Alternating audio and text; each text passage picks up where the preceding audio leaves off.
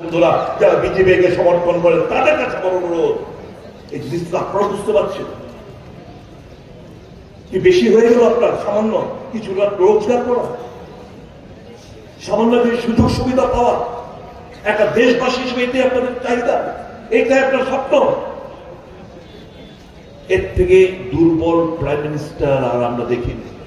1971 সাল ইন্ডিয়ার যে একটা ইন্ডিয়া ভারতবর্ষের গ্লোবাল পাওয়ারের কাছে একটা শক্তিশালী রাষ্ট্র, both in military, both in economically, এটা दैट ওই যে একটা ফিলিংস, ওই যে একটা নজরিয়া उसमें बहुत चोट पहुंचाया। कि 71 সালের যুদ্ধ আমেরিকা বলেছে नहीं বাংলাদেশ নতুন ভাবে বাংলাদেশ করতে পারবে না, ইন্দিরা গান্ধী বলেছেন मैं करूंगा। আমেরিকা 7 ফ্লিট পাঠিয়েছে, তাদের সাবমেরিন পাঠিয়েছে পাকিস্তানকে। ইন্দিরা গান্ধী রাশিয়ার হেল্প দিয়ে তাদের ওই সাবমেরিনকে ডুবিয়েছে, নতুন একটা রাষ্ট্রের জানান দিয়েছে। ভারতবর্ষকে মানুষ ওই নজরিয়া, গ্লোবাল দেশগুলো ভারতবর্ষকে ওই নজরিয়াতে দেখত। 1974 পোখরান 1 ভারতবর্ষকে মানুষ ওই চোখে দেখত।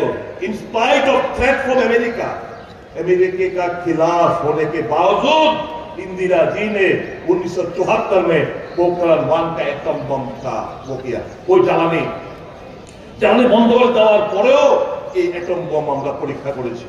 শুধু ইন্দিরা গান্ধী নয়, অটল বিহারী বাজপেয়ী পোখরান 2, আমি অটল বিহারী বাজপেয়ীর নাম বিচলিত ভাজপা, উনিও দেখিয়েছেন যে স্যাংশনের ভয় রক্ষা করে পোখরান অটল বিহারী বাজপেয়ী করে দেখিয়েছেন। ভারতবর্ষকে এই গ্লোবাল পাওয়ার গুলো ভারতবর্ষকে তাদের সেই সম্মানের চোখে দেখতেন। আজকে ভারতবর্ষের মান গরিমা, আমাদের ভারতীয় হিসাবে যে আমাদের আজকে ভারতবর্ষের পাসপোর্ট মূল্যহীন, আজকে ভারতবর্ষের কারেন্সি মূল্যহীন, আজকে ইন্দোনেশিয়া এবং ভারতবর্ষের টাকার মান সবচাইতে কম বর্তমান সাউথ ইস্ট এশিয়ান কান্ট্রিগুলোর মধ্যে। কোথায় যাচ্ছে দেশটা বন্ধু?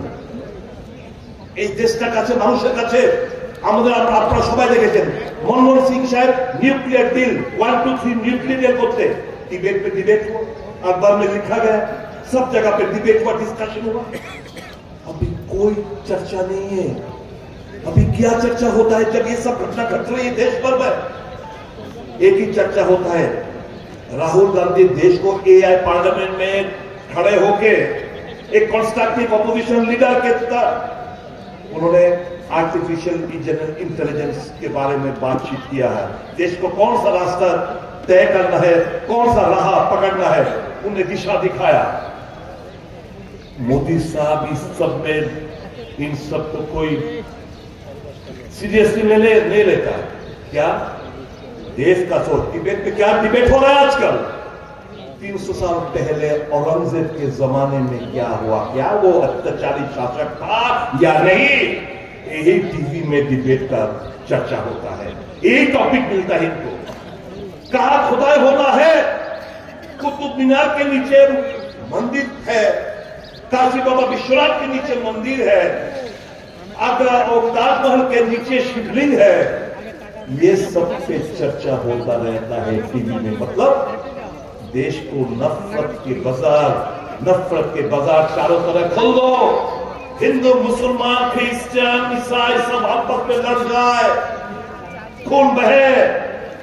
मोदी साहब को सत्ता से मतलब है, मोदी साहब को पैसा से मतलब है। मोदी साहब रिकॉर्ड तोड़ना चाहते, जवाहरलाल नेहरू जी का रिकॉर्ड तोड़ना चाहते, longest serving prime minister of India. वही सपना देखकर देश को सिर्फ देश देना है, देश को, देशवासियों को सम्मानित कर रहा है। एक